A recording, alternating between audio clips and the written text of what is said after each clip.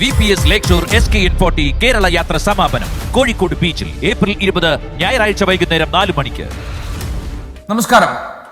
ഉപയോഗം വഴിയോ ഉത്തരവ് വഴിയോ വഖഫ് സ്വത്തുക്കളായിരുന്നത് അതല്ലാതാക്കരുത് എന്ന നിർദ്ദേശം ഉൾപ്പെടെ സുപ്രീം കോടതി ഇന്ന് നടത്തിയ ഇടപെടലിൽ വഖഫ് വിഷയം വഴിത്തിരിവിലോ? എൻകൗണ്ടർ പ്രൈം പരിശോധിക്കുന്നു. പ്രേക്ഷകർക്ക് സ്വാഗതം.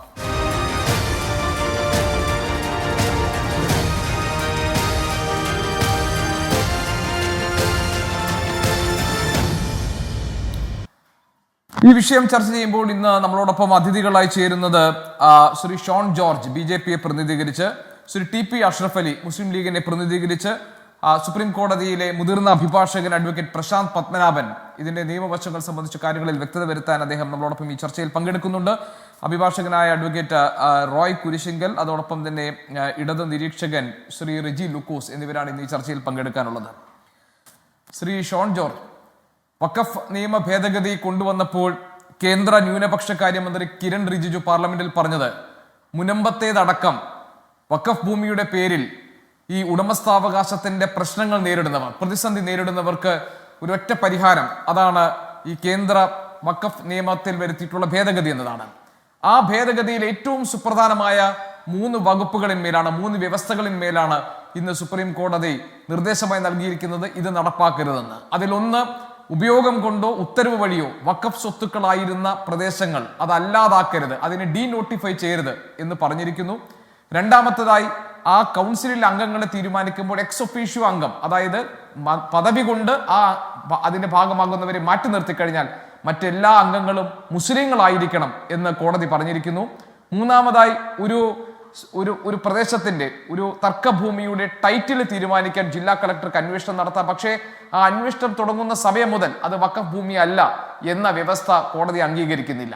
അങ്ങനെ സുപ്രധാനമായ ഈ നിയമ ഭേദഗതി അപ്പാടെ കോടതി തള്ളിക്കളഞ്ഞിട്ടില്ല എങ്കിൽ പോലും സുപ്രധാനമായ 3 കാര്യങ്ങളിൽ സുപ്രീം കോടതിയുടെ നിർദ്ദേശം വന്നിരിക്കുകയാണ്. ഇടക്കാല ഉത്തരവായി അത് ഇറങ്ങാത്തത് അറ്റോർണി ജനറൽ അഭ്യർത്ഥിച്ചത് കൊണ്ട് മാത്രമാണ്. കേന്ദ്ര സർക്കാരിന്റെ താല്പര്യങ്ങൾക്കേറ്റ തിരിച്ചടിയാണ് ഇത് എന്നാണ് പ്രതിപക്ഷത്തിന്റെ വിമർശനം. എങ്ങനെ കാണും താങ്കൾ സുപ്രീം കോടതിയുടെ ഇന്നത്തെ ഇടപെടൽ?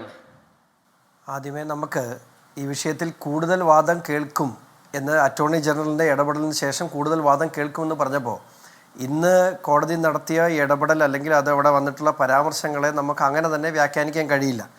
ഡീനോട്ടിഫൈ ചെയ്യും എന്ന് പറഞ്ഞത്, അപ്പോൾ ഏതെങ്കിലും കോടതി ഉത്തരവുകൾ വഴി വഖഫ് ബോർഡിലേക്ക് നിയോഗിക്കപ്പെട്ടിട്ടുള്ള വസ്തുക്കൾ ഡീനോട്ടിഫൈ ചെയ്യുമെന്ന് പറഞ്ഞപ്പോൾ എനിക്കിവിടെ പറയാനുള്ളത്, അപ്പോൾ ഡീനോട്ടിഫൈ ചെയ്യാനുള്ള നിയമങ്ങൾ അവിടെ ആ ആക്റ്റിലുണ്ട് എന്ന് ഈ പെറ്റീഷണേഴ്സ് അവിടെ ഉന്നയിച്ചിട്ടുണ്ട്.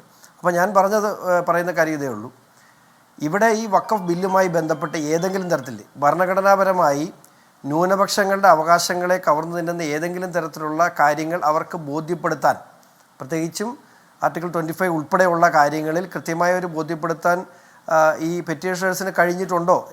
ഞാൻ വാദം കേട്ടില്ല, എങ്കിലും വാർത്താ മാധ്യമങ്ങളിൽ നിന്ന് കഴിഞ്ഞ കാര്യങ്ങളിൽ നിന്നും അവർക്ക് അത്തരത്തിലൊരു ബോധ്യത്തിലേക്ക് എത്താൻ കഴിഞ്ഞിട്ടില്ല എന്നാണ് എനിക്ക് വിശ്വാസമുണ്ട്. അപ്പോൾ അതുകൊണ്ട് ഏതെങ്കിലും തരത്തിൽ എന്തുദ്ദേശത്തോടു കൂടി ഈ ആക്ട് നിലവിൽ വന്നോ, അല്ലെങ്കിൽ എന്തുദ്ദേശത്തോടു കൂടി കേന്ദ്ര സർക്കാർ ഈ ആക്ട് രൂപീകരിച്ചോ, അതിൽ നിന്നും ഏതെങ്കിലും തരത്തിൽ കേന്ദ്ര സർക്കാരിൻ്റെ നിലപാടിനൊരു തിരിച്ചടി ഇവിടെ ഉണ്ടായതായിട്ട് എനിക്ക് തോന്നുന്നില്ല. ഒരു കാര്യം ആദ്യം തന്നെ പറയട്ടെ, ഈ വഖഫ് ആക്ട് വഴി ഏതെങ്കിലും തരത്തിൽ വഖഫ് ചെയ്യപ്പെട്ടിട്ടുള്ള സ്വത്തുക്കൾ അത് പിടിച്ചു വാങ്ങി സർക്കാരിലേക്ക് എത്തിക്കാനുള്ള എന്തെങ്കിലും നിർദ്ദേശം ഈ ആക്ടിനകത്തുണ്ടോ? ഇല്ല. പക്ഷേ ഈ വഖഫ് സ്വത്തുക്കളുടെ കൃത്യമായ മേൽനോട്ടവും അതിന്റെ ഞാൻ ഇടയ്ക്കൊന്ന് പറയട്ടെ, ഈ തിരിച്ചടികളുടെ കാര്യം ചോദിക്കുമ്പോൾ ഒറ്റ കാര്യം ചോദിച്ചോട്ടെ. തിരിച്ചടിയുടെ കാര്യം പറയുമ്പോൾ ഇപ്പൊ ഉദാഹരണത്തിന് ഒരു കാര്യം, ഇപ്പൊ വഖഫ് തർക്കത്തിൽ ജില്ലാ കളക്ടർ തീരുമാനമെടുക്കുന്നു, അത് ഉചിതമാണോ എന്നാണ് കോടതി ചോദിച്ചത്. മാത്രമല്ല, അതിൽ ജില്ലാ കളക്ടർ അന്വേഷണം തുടങ്ങുമ്പോൾ തന്നെ അത് വഖഫ് ഭൂമി അല്ലാതായി മാറിക്കൊണ്ടാണ് അത് നിലനിൽക്കുക എന്ന് പറയുന്നതിനെ കോടതി അംഗീകരിക്കുന്നില്ല. രണ്ടാമത്തെ കാര്യം, ഈ ഉപയോഗം കൊണ്ട്, അതായത് ഈ രജിസ്ട്രേഷൻ ആക്ട് വരുന്നതിന് മുൻപ് തന്നെ, 1925 രജിസ്ട്രേഷൻ ആക്ട് വരുന്നതിന് മുൻപ് തന്നെ കാലാകാലങ്ങളായി വഖഫ് ഭൂമിയായി നിലനിൽക്കുന്ന ആ ഭൂമി, അതിന്റെ മേലുള്ള അവകാശത്തെ സംബന്ധിച്ച കാര്യങ്ങളിൽ അത് ഡീനോട്ടിഫൈ ചെയ്യാൻ പാടില്ല എന്ന് കേന്ദ്ര സർക്കാരിന് നിർദ്ദേശം നൽകിയിരിക്കുകയാണ്. ഇനി അടുത്തതായി, ഇതിലെ മുസ്ലിം അംഗങ്ങളെ കുറിച്ച്, അവിടെ അമുസ്ലിങ്ങളായ 2 അംഗങ്ങൾ വേണം എന്ന് പറയുന്ന വ്യവസ്ഥയിന്മേൽ ചോദിക്കുന്ന കാര്യം എന്താണ്? കോടതി ചോദിക്കുന്നത്, ഈ മുസ്ലിങ്ങളെ ഹിന്ദു എൻഡോമെന്റ് ബോർഡുകളിൽ ഉൾപ്പെടുത്താൻ അനുവദിക്കുമോ എന്നാണ് ചീഫ് ജസ്റ്റിസ് ഇതിന്റെ വാദം കേൾക്കുന്ന ഘട്ടത്തിൽ ചോദിച്ചത്. അതും കേന്ദ്ര സർക്കാരിന്റെ പ്രധാനപ്പെട്ട വ്യവസ്ഥകളിന്മേലുള്ള ഒരു തിരുത്തലാണ്, കോടതിയുടെ ഇടപെടലാണ്. പിന്നെ താങ്കൾ പറഞ്ഞത് ഇതിന്മേൽ വാദം കേൾക്കാൻ പോകുന്നുവെന്ന്. ശ്രീ ഷോൺ ജോർജ്, താങ്കൾക്കറിയാമല്ലോ, ഇന്ന് ഇടക്കാല ഉത്തരവ് ഇറങ്ങാൻ പോവുകയായിരുന്നു. അത് പറഞ്ഞുകൊണ്ടിരിക്കുന്ന സമയത്താണ് അറ്റോർണി ജനറൽ എഴുന്നേറ്റ് പറയുന്നത്, ഞങ്ങളുടെ ഭാഗം കൂടി കേൾക്കണം. അത് സ്വാഭാവികമായ ഒരു നിയമനീതിയുടെ ഭാഗമാണെന്നാണ് ഞാൻ മനസ്സിലാക്കുന്നത്. നാളെ ഒരുപക്ഷെ ഇന്ന് കോടതി നടത്തിയിട്ടുള്ള നിർദ്ദേശങ്ങൾ തന്നെയായിരിക്കും ഇടക്കാല ഉത്തരവായി വരാൻ പോകുന്നത്. നമുക്കറിയില്ല, എങ്കിലും അതിനുള്ള സാധ്യതകൾ ഏറെയാണ്. ഇതൊക്കെ കേന്ദ്ര സർക്കാരിന്റെ ഇടപെടലിനുള്ള തിരിച്ചടിയല്ലേ? അല്ല, ഞാൻ പറഞ്ഞത് സർക്കാരിൻ്റെ ഇടപെടലിൻ്റെ ഉദ്ദേശങ്ങളെ സംബന്ധിച്ച് ഒരു കോടതിയുടെ പരിഗണനയിലേക്ക് ആദ്യം വരുന്നത് എന്താ? പെറ്റീഷനാണ്. അവിടെ സർക്കാരിൻ്റെ വാദമുഖങ്ങൾ, ഇവിടെ കഴിഞ്ഞ കുറേ കാലമായി നടന്ന പ്രചരണങ്ങൾ എന്താണ്? ഇത് മുസ്ലിം സമുദായത്തിനു നേരെയുള്ള കടന്നുകയറ്റമാണ്. ഇപ്പോൾ കളക്ടറെ കുറിച്ച് പറഞ്ഞു. കളക്ടറുടെ അന്വേഷണം ആരംഭിക്കുമ്പോൾ അതിൻ്റെ ഏതെങ്കിലും തരത്തിലുള്ള അധികാരങ്ങൾ റദ്ദ് ചെയ്യപ്പെടുന്നു എന്നുള്ള ക്ലോസ്, അതാണ് ഇപ്പോൾ ഇവിടെ ചർച്ച ചെയ്യപ്പെടുന്നത്. പക്ഷേ കളക്ടറുടെ അന്വേഷണത്തെ പൂർണ്ണമായി എതിർത്തവരാണ് ഈ പെറ്റീഷേഴ്സ്. അല്ലെങ്കിൽ കളക്ടർക്ക് ഈ ആക്ട് വഴി കൊടുത്തിട്ടുള്ള ഒരു ജില്ലയിലെ റവന്യൂ അവകാശങ്ങൾ കളക്ടർക്കല്ലാതെ ആർക്ക് കൊടുക്കണമെന്നുള്ള ചോദ്യത്തിന് ഇപ്പോൾ ഉള്ള ഉത്തരം അവർ തന്നെ പറഞ്ഞത്. അപ്പോൾ അതായത് കളക്ടർ നടത്തുന്ന എൻക്വയറി തുടങ്ങുന്ന സമയത്ത് അത് ബാക്കിയുള്ള അതുവരെയുള്ള എല്ലാ കാര്യങ്ങളും അസാധുവാക്കിക്കൊണ്ട് കളക്ടർക്ക് തീരുമാനമെടുക്കാം എന്നതിനെ സംബന്ധിച്ചാണ് ഇവിടെ ചർച്ചകളുള്ളത്. പക്ഷേ അവിടെ കളക്ടറെ തീരുമാനിച്ചതിന് എതിരഭിപ്രായം പറഞ്ഞില്ല. ഞാൻ ഒരു കാര്യം മാത്രം ചോദിച്ചുകൊള്ളട്ടെ, ഈ ബോർഡിലേക്കുള്ള അമുസ്ലിങ്ങളുടെ അല്ലെങ്കിൽ മുസ്ലിങ്ങളല്ലാത്ത വ്യക്തികളുടെ അപ്പോയിൻമെൻറ്റ് സംബന്ധിച്ച് 49,000-ലധികം കേസുകൾ പെൻഡിങ് ഇരിക്കുന്നതിൽ 8,500, എൻ്റെ അറിവ് ശരിയാണെങ്കിൽ 8,500 കേസുകൾ മാത്രമാണ് മുസ്ലിം സഹോദരങ്ങളുടെ ഉള്ളത്. ബാക്കിയുള്ള ഇതര മതസ്ഥരെയാണ്. അവിടെ തിരുവിതാംകൂർ ദേവസ്വം ബോർഡിയോ, ഇതും ആദ്യമേ മനസ്സിലാക്കേണ്ട, വഖഫ് ബോർഡ് എന്ന് പറയുന്നത് മഹല് കമ്മിറ്റിയല്ല, മതപരമായ കാര്യങ്ങൾ തീരുമാനമെടുക്കേണ്ട കമ്മിറ്റിയല്ല. ഇവിടെ ഇതര സമുദായങ്ങൾ പെടുന്ന നിരവധി ആളുകളുമായി നടക്കുന്ന ഒരു ഡിസ്പ്യൂട്ടിൽ, അതും പ്രോപ്പർട്ടി ഡിസ്പ്യൂട്ട് തീരുമാനമെടുക്കേണ്ട ഒരു സമിതിയിൽ അന്യമതസ്ഥർ വരുന്നതിൽ എന്താണ് തെറ്റെന്ന് എനിക്ക് മനസ്സിലാകുന്നില്ല. അവിടെ എങ്ങനെയാണ് ന്യൂനപക്ഷ അവകാശങ്ങൾ ചൂഷണം ചെയ്യപ്പെടുന്നത്? അപ്പോൾ ഇത്തരം കാര്യങ്ങൾ എന്ത് ഇൻറ്റൻഷനോട് കൂടിയാണ് ഒരു ലെജിസ്ലേഷൻ നടന്നിട്ടുള്ളത്? ആ ഇൻറ്റൻഷൻ ഓഫ് ദ ലെജിസ്ലേഷൻ അത് കോടതിയുടെ മുമ്പിൽ അവതരിപ്പിക്കാൻ കേന്ദ്ര സർക്കാരിന് കൂടുതൽ സമയം ചോദിച്ചു. അത് ബോധ്യപ്പെടുത്തി കഴിയുമ്പോൾ ഈ ഇപ്പോൾ പറഞ്ഞ പരാമർശമായിരിക്കില്ല കോടതി എന്നാണ് എൻ്റെ വിശ്വാസം. അല്ല, അവിടെയാണ് കോടതി പിന്നെ എന്തിനാണ് ഇങ്ങനെ ഒരു ചോദ്യം ചോദിച്ചത്? മുസ്ലിങ്ങളെ ഹിന്ദു എൻഡോമെന്റ് ബോർഡുകളിൽ ഉൾപ്പെടുത്താൻ അനുവദിക്കുമോ എന്ന് ചീഫ് ജസ്റ്റിസ് ചോദിക്കാനിടയായ സാഹചര്യം എന്താണ്? ഇത് മതപരമായ ഒരു കാര്യം അല്ലെങ്കിൽ ഇത് വിശ്വാസവുമായി ബന്ധപ്പെട്ട ഒരു കാര്യം അല്ലെങ്കിൽ അവിടെയാണല്ലോ കോടതിയുടെ മുമ്പിൽ മാത്രമല്ല, ഇന്ത്യ മഹാരാജ്യം മുഴുവൻ കോൺഗ്രസും ഇടത് സംഘടനകളും ഉൾപ്പെടെയുള്ള ആളുകൾ നടത്തിയ സമരം എന്താണ്? അവർ പറഞ്ഞതെന്താണ്? ഇത് മുസ്ലിങ്ങൾക്ക് നേരെയുള്ള കടന്നുകയറ്റമാണ്, മുസ്ലിം വിശ്വാസങ്ങൾക്ക് നേരെയുള്ള കടന്നുകയറ്റമാണ്. ഇവിടെ എവിടെയാണ് വഖഫ് ബോർഡ് മുസ്ലിം വിശ്വാസപരമായി എന്തെങ്കിലും തീരുമാനം, വഖഫ് പോട്ടെ, ബാക്കി ഏതെങ്കിലും തരത്തിൽ വിശ്വാസപരമായ ഒരു തീരുമാനമെടുക്കുന്ന ബോർഡാണ് വഖഫ് ബോർഡെന്ന് ഈ പാനലിലുള്ള ആരെങ്കിലും ഒന്ന് പറയട്ടെ, അല്ലെങ്കിൽ ആരെങ്കിലും ഇതിനെക്കുറിച്ച് അതല്ല. പക്ഷേ ഇവിടെ എന്താണ്? അമ്പല കമ്മിറ്റിയിലേക്ക് അന്യമതസ്ഥരെ വെക്കുവോ, പള്ളി കമ്മിറ്റിയിലേക്ക് അന്യമതസ്ഥരെ വെക്കുവോ? അത് തന്നെ ഞാൻ ചോദിക്കുന്നു. മഹൽ കമ്മിറ്റിയിലോട്ട് അന്യമതസ്ഥരെ വെക്കാൻ ഈ ആക്ടിൽ പറഞ്ഞിട്ടുണ്ടോ? ഇല്ല. വഖഫ് ബോർഡിനെ സംബന്ധിച്ച് വഖഫ് ബോർഡിനെ കെട്ടിക്കിടക്കുന്ന കേസുകളിൽ 20% മാത്രമാണ് മുസ്ലിങ്ങളുമായിട്ടുള്ള കേസ്, ബാക്കിയുള്ള ഇതര മതസ്ഥരുമാണ്. അവിടെ പോയി അവിടെ ചെല്ലുമ്പോൾ സ്വാഭാവിക നീതി എന്ന നിലയിൽ ഇതര മതസ്ഥരായ ആരെങ്കിലും വരെ, എന്നാൽ പോലും അവിടെ ഭൂരിപക്ഷം എന്ന് പറയുന്നത് ഇസ്ലാം സമൂഹത്തിൽപ്പെട്ട ആളുകളാണ്, ഭൂരിപക്ഷത്തിനാണ് തീരുമാനം. പക്ഷേ അവിടെ ഇതര സമുദായത്തിൽപ്പെടുന്ന ഒരാളുണ്ടാകുക എന്ന് പറയുന്നത് അതൊരു നീതിയല്ലേ? മറ്റുള്ള അവിടെ പ്രശ്ന പരിഹാരത്തിനായി എത്തുന്നവർക്കുള്ളൊരു നീതി കൂടിയല്ലേ അത്? അതെന്താ ആവശ്യത്തെ ചിന്തിക്കാതെ?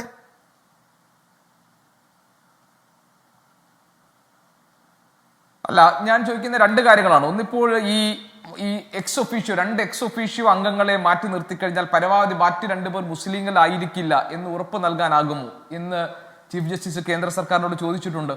ഇനി 100-200 കൊല്ലം മുമ്പ് വഖഫായി പ്രഖ്യാപിച്ച ഒരു സ്വത്ത് ഏറ്റെടുത്ത് വഖഫ് അല്ല എന്ന് എങ്ങനെ പറയാൻ കഴിയും എന്നാണ് ചീഫ് ജസ്റ്റിസ് ചോദിച്ചത്. അതായത് ഈ ഒരു നിയമ ഭേദഗതിയിലൂടെ കേന്ദ്ര സർക്കാർ രജിസ്ട്രേഷൻ ആക്ട് വരുന്നതിന് മുൻപുള്ള ഭൂമികളൊക്കെ വഖഫ് ഭൂമി അല്ലാതാക്കി മാറ്റാൻ നടത്തുന്ന നീക്കം കൂടിയാണോ എന്ന സുപ്രീം കോടതിയുടെ സംശയത്തിൽ നിന്നാണ് നിങ്ങൾക്ക് ആ കാര്യത്തിൽ എന്താണ് പറയാനുള്ളത് എന്ന് അറ്റോർണി ജനറൽ തുഷാർ മേത്തയോട് ചോദിച്ചത്. പക്ഷെ അദ്ദേഹത്തിന് അതിന് വ്യക്തമായ ഒരു മറുപടി ഉണ്ടായിരുന്നില്ല. വഖഫ് ഭൂമി എല്ലാം തന്നെ രജിസ്റ്റർ ചെയ്യപ്പെട്ടിട്ടുണ്ടെന്നുള്ള ഒഴുക്കൻ മറുപടിയാണ് അദ്ദേഹം വാദമുഖമായി ഈ കോടതിയിൽ അവതരിപ്പിച്ചത്. അപ്പോൾ ഭരണഘടനാ സാധുത തീർപ്പാക്കാതെ ഹൈക്കോടതികൾക്ക് തീരുമാനമെടുക്കാനാകില്ല എന്ന് CJI പറയുന്ന ഘട്ടമുണ്ട്. അതായത് ശ്രീ ഷോൺ, ഈ പ്രധാനപ്പെട്ട ഈ വ്യവസ്ഥകളിന്മേൽ സുപ്രീം കോടതി നടത്തിയിട്ടുള്ള നിർദ്ദേശങ്ങൾ, താങ്കൾ പറഞ്ഞതുപോലെ ഇടക്കാല ഉത്തരവ് വന്നിട്ടില്ല, ശരിയാണ്. ഈ നിർദ്ദേശങ്ങൾ അങ്ങനെ തന്നെ എടുത്താൽ കേന്ദ്ര സർക്കാർ കൊണ്ടുവന്നിരിക്കുന്ന ഭേദഗതിയിലെ പ്രധാനപ്പെട്ട ഭാഗങ്ങളിലാണ് കോടതി അഭിപ്രായം പറഞ്ഞിരിക്കുന്നത്.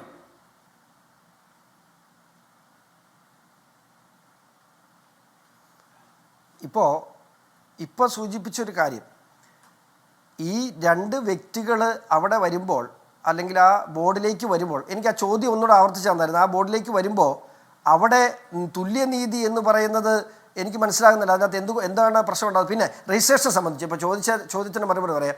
രജിസ്ട്രേഷനെ സംബന്ധിച്ച് 1954 വഖഫ് ആക്ട് ഇന്ത്യയിൽ ആദ്യമായി നിലവിൽ വരുന്നത്. അന്നും ഈ രജിസ്ട്രേഷൻ ബാധകമായിരുന്നു. 1995 ഇതിലും ഈ രജിസ്ട്രേഷൻ ബാധകമായിരുന്നു. അന്നൊന്നും രജിസ്റ്റർ ചെയ്യപ്പെടാതെ, ഈ മുനമ്പത്തിൻ്റെ കാര്യത്തിലുള്ള വിഷയം എന്താണ് അതും കൂടെ പറഞ്ഞു പോട്ടെ. 1950 സിദ്ദിഖ് സേട്ട് ഈ വസ്തു ഫാറൂഖ് കോളേജിന് ദാനമായി നൽകുന്നത്. കഴിഞ്ഞ ദിവസം കോഴിക്കോട് ട്രിബ്യൂണലിൽ ചോദിച്ച ചോദ്യം ഇത് തന്നെയാണ്. 1954 വഖഫ് ആക്ട് വന്നിട്ട് നിങ്ങൾ ഈ 50 വർഷക്കാലത്തിനിടയിൽ പോലും എന്തുകൊണ്ട് ഈ വഖഫ് ബോർഡിൽ ഈ ഭൂമി എന്തുകൊണ്ട് രജിസ്റ്റർ ചെയ്തില്ല? 2019 മാത്രമാണ് മുനമ്പം ഭൂമി വഖഫ് ആക്ടിൻ്റെ പേരിൽ വഖഫ് ട്രിബ്യൂണലിൽ രജിസ്റ്ററിൽ ഉൾപ്പെടുത്തിയത്. അപ്പോൾ എന്തുകൊണ്ട് ഇത് പറ്റിയില്ല? അപ്പോൾ ദീർഘകാലമായി പൊസഷൻ മറ്റുള്ള ആളുകളുടെ കയ്യിൽ ഇരിക്കുന്ന വസ്തുക്കൾ പോലും ക്ലെയിം ചെയ്യാനുള്ള ഒരു പ്രൊവിഷൻ അവിടെ ഉണ്ടെങ്കിൽ അത് കളഞ്ഞേ പറ്റുള്ളൂ. കാരണം ഈ 54 മുതൽ ഈ കാലം അത്രയായിട്ടും എന്തുകൊണ്ട് രജിസ്റ്റർ ചെയ്തില്ല എന്ന് പറഞ്ഞാൽ അവർക്ക് പ്രോപ്പറായിട്ട് രജിസ്റ്റർ ചെയ്യാൻ കഴിയില്ല. പക്ഷേ അത് വഖഫ് ബോർഡ് ക്ലെയിം ചെയ്യുന്നു, കൈവശം വെച്ചുകൊണ്ടിരിക്കുന്നു. ഈ നാട്ടിലൊരു നിയമമില്ലേ? ഈ നാട്ടിലൊരു ഭരണഘടനയില്ലേ? ആരുടെ കയ്യിലിരിക്കുന്ന വസ്തുവും ഇഷ്ടമുള്ള സമയത്ത് അക്വയർ ചെയ്യാം എന്ന നിലയിൽ ഭരണഘടനാ വിരുദ്ധമായൊരു നിയമമുണ്ടെങ്കിൽ അത് തിരുത്തുക തന്നെയല്ല ചെയ്യേണ്ടത്.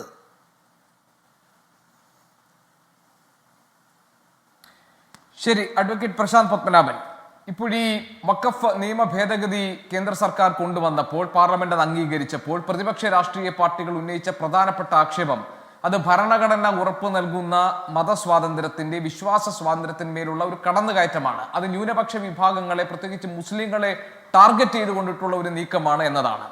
ഇന്ന് കോടതി ഇടപെട്ട് നടത്തിയിട്ടുള്ള ഈ പ്രധാനപ്പെട്ട നിർദ്ദേശങ്ങൾ, നൽകിയിരിക്കുന്ന ഈ നിർദ്ദേശങ്ങൾ, ഇത് ഫലത്തിൽ കേന്ദ്ര സർക്കാർ കൊണ്ടുവന്ന ഈ വഖഫ് നിയമ ഭേദഗതിയിലെ പ്രധാനപ്പെട്ട വ്യവസ്ഥകളിന്മേലുള്ള ഒരു നിയന്ത്രണമല്ലേ? ഇത് ഒരു ഇടക്കാല ഉത്തരവ്, നാളെ ഇതിന്മേൽ വാദം കേൾക്കുമ്പോൾ കോടതിയുടെ തീരുമാനങ്ങളൊക്കെ മാറി മറയാം എന്ന് ശ്രീ ഷോൺ ജോർജ് പറഞ്ഞതിനെ താങ്കൾ ഏതളവിൽ അംഗീകരിക്കും? എന്തായിരിക്കും, എങ്ങനെയാണ് താങ്കൾ ഇന്നത്തെ കോടതിയുടെ ഇടപെടലുകളെ വിലയിരുത്തുക? അദ്ദേഹം പറഞ്ഞ ഒരു കാര്യം, ഇന്ന് കേന്ദ്ര ഗവൺമെൻറ്റിന് വേണ്ടി ഹാജരായ സോളിസിറ്റർ ജനറൽ കോടതിയിൽ വാദിക്കാൻ ശ്രമിച്ചു. അതായത് രജിസ്റ്റർ ചെയ്തിട്ടുള്ള പ്രോപ്പർട്ടി ആണെങ്കിൽ ഞങ്ങൾ അത് പെട്ടെന്ന് അതിലിടപെടുകയോ ഡീനോട്ടിഫൈ ചെയ്യുകയോ ചെയ്യുകയില്ല എന്ന് പറഞ്ഞപ്പോൾ സുപ്രീം കോടതി ചീഫ് ജസ്റ്റിസ് പറഞ്ഞത് വഖഫ് ബൈ യൂസർ ദീർഘകാലമായിട്ട് ഉപയോഗിച്ച് വഖഫായത്, ആ ഒരു കൺസെപ്റ്റ് എത്രയോ നാളായിട്ട് ഇവിടെ ഉണ്ട്. രജിസ്ട്രേഷൻ ആക്ട് വന്നത് ബ്രിട്ടീഷേഴ്സ് ഇന്ത്യയിൽ വന്നതിന് ശേഷമാണ്. 1923 മറ്റോ ആണ് ഈ രജിസ്ട്രേഷൻ ആക്ട് വരുന്നത്. അതിന് മുമ്പ് വഖഫ് ബൈ യൂസർ ഉണ്ട്.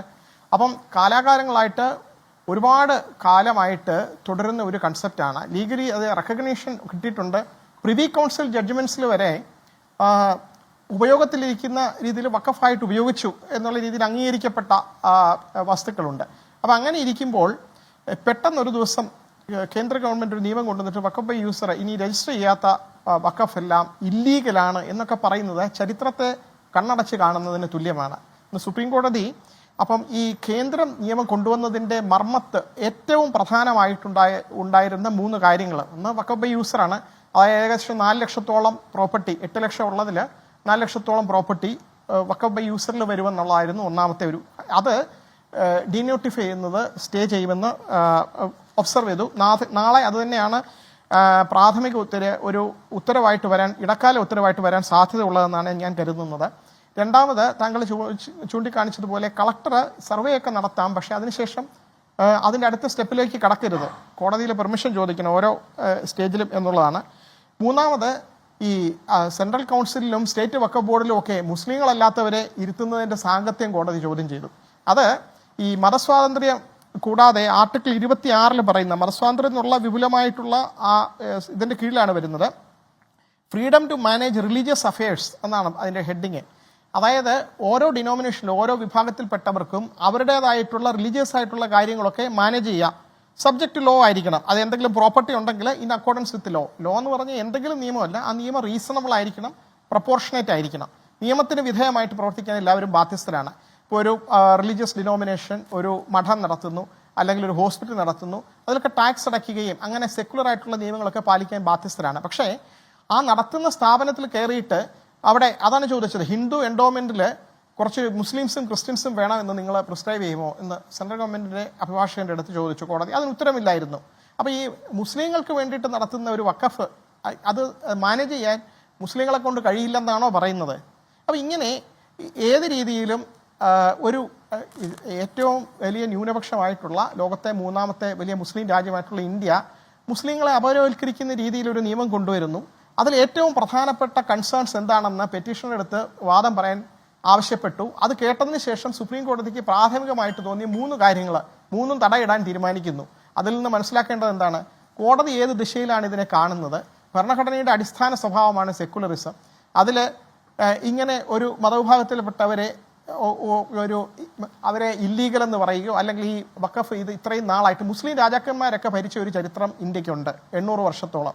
അപ്പം അതിനെയെല്ലാം അതൊക്കെ ഇല്ലീഗലാണെന്നൊക്കെ പറയുന്നത് അത് തെറ്റായ ഒരു കാഴ്ചപ്പാടാണ്. അതുകൊണ്ട് കോടതി വിധികളെ അങ്ങനെ ഈ പ്രിവി കൗൺസിൽ മുതൽ സുപ്രീം കോടതിയുടെ അയോധ്യ ജഡ്ജ്മെന്റ് വരെ വഖഫ് ബൈ യൂസറിനെ പറ്റി പറയുന്നുണ്ട്. അതെല്ലാം ഒരു നിമിഷം കൊണ്ട് ഇല്ലാതാക്കി കളയുന്ന രീതിയിലുള്ള അമെൻമെന്റാണിത്. അത് സുപ്രീം കോടതി പരിശോധിക്കുക. അതുവരെ അത് തടയിടുമെന്നാണ് ഇപ്പോൾ ഇന്ന് ഒബ്സർവ് ചെയ്തിരിക്കുന്നത്. നാളെയും അങ്ങനെ തന്നെ വരാനാണ് സാധ്യത. പിന്നെ മുനമ്പത്തെ ഒരു പ്രശ്നം ഇതുമായിട്ട് കൂട്ടിക്കുഴയ്ക്കുന്നതിൽ അർത്ഥമില്ല. മുനമ്പത്തെ പ്രശ്നത്തിന് പരിഹാരം കാണേണ്ടതാണ്. അതിന് വേറെ വഴികളുണ്ട്. കാരണം നേരത്തെ ഉള്ള ഒരു ജഡ്ജ്മെന്റ് അത് ഇന്ന് ഞാൻ സാന്ദർഭികമായിട്ട് പറയുകയാണ്, ആ വിഷയത്തിലേക്ക് കിടക്കുന്നില്ല. പക്ഷേ ഒരു വിധി ഉണ്ടെങ്കിൽ, കോടതിയുടെ ഒരു തീർപ്പ് കൽപ്പിച്ചിട്ടുണ്ടെങ്കിൽ അതൊരു നിയമം വന്നിട്ട് അത് ഇല്ലാതാക്കാൻ കഴിയുന്നില്ല. കോടതി ഏത് നിയമത്തിന്റെ ബേസിസിലാണോ ആ ജഡ്ജ്മെന്റ് പാസ്സാക്കിയത് ആ നിയമത്തിന്റെ ബേസിസ് പാർലമെന്റിന് മാറ്റിക്കളയാൻ കഴിയും. 2 പേര് തമ്മിലുള്ള തർക്കം, 2 വ്യക്തികൾ തമ്മിലോ സ്വകാര്യ വ്യക്തികൾ തമ്മിലോ അല്ലെങ്കിൽ സ്ഥാപനങ്ങൾ തമ്മിലോ ഒക്കെയുള്ള തർക്കം കോടതിയിൽ പോയ കേസിൽ കോടതി തീർപ്പ് കൽപ്പിക്കുന്നത് അന്തിമമാണ്. അത് ഒരു നിയമം മുഖാന്തരം ഇല്ലാതാക്കാൻ കഴിയില്ല. നിയമത്തിന്റെ ബേസിസ് ഇല്ലാതാക്കിയാൽ പിന്നീട് ആ വിധി പുനഃപരിശോധിക്കുന്ന വേളയിൽ അത് പരിശോധിക്കപ്പെടാം എന്നുള്ളത് മാത്രമേ ഉള്ളൂ. അപ്പോൾ ഇന്നത്തെ വിധി വന്നിരിക്കുന്നത് ഏകദേശം ഗവൺമെന്റിന് വേണ്ട എല്ലാ കാര്യങ്ങളും സുപ്രീം കോടതി താൽക്കാലികമായി തടയിടാനുള്ള സാധ്യതയാണ് കാണുന്നത്. ഹർജിക്കാർ ആവശ്യപ്പെട്ട എല്ലാ കാര്യങ്ങളും ഏകദേശം പ്രാഥമികമായിട്ട് സുപ്രീം കോടതി അംഗീകരിച്ച് മുന്നോട്ടത് കേൾക്കാമെന്ന് പറഞ്ഞിരിക്കുകയാണ്. അതിൽ ഏറ്റവും പ്രധാനപ്പെട്ട ഒരു ഒബ്സർവേഷൻ ക്ലാരിറ്റിക്ക് വേണ്ടി ചോദിക്കുകയാണ്, ഒരു ക്ലാരിഫിക്കേഷന് വേണ്ടി ചോദിക്കുകയാണ്. ഇവിടെ ഷോൺ ജോർജ് പറഞ്ഞു ഇതില് മതപരമായ വിശ്വാസത്തെയോ മതസ്വാതന്ത്ര്യത്തെയോ തടസ്സപ്പെടുത്തുന്ന ഒന്നും തന്നെ ഇല്ല. കാരണം ഇത് മുസ്ലിം മതവിശ്വാസവുമായി ബന്ധപ്പെട്ട് കിടക്കുന്ന ഒരു വിഷയമായി പരിഗണിക്കേണ്ടതല്ല വഖഫ് പ്രശ്നങ്ങൾ. കാരണം അമുസ്ലിങ്ങൾ ഇതുമായി ബന്ധപ്പെട്ട ധാരാളം നിയമ പ്രശ്നങ്ങളിലേക്കും കേസുകളിലേക്കും ഒക്കെ പോയിട്ടുള്ള ഒരു വിഷയമാണ് വഖഫ്. അതുകൊണ്ട് ഇത് മുസ്ലിം മതാചാരവുമായി ബന്ധപ്പെടുത്തി മതവിശ്വാസവുമായി ബന്ധപ്പെടുത്തി കാണേണ്ടതല്ല എന്നാണ് ഷോൺ ജോർജ് ഇവിടെ പറഞ്ഞത്. അങ്ങനെയാണോ സുപ്രീം കോടതി ഇന്ന് ഈ വിഷയത്തിൽ പ്രധാനപ്പെട്ട നിർദ്ദേശങ്ങൾ നൽകിയപ്പോൾ ഈ വിഷയത്തെ സമീപിച്ചിരിക്കുന്നത്? അതോ ഇത് മതസ്വാതന്ത്ര്യവുമായി ബന്ധപ്പെട്ട വിഷയമാണ് എന്ന നിലയ്ക്ക്? ഒരിക്കലുമല്ല.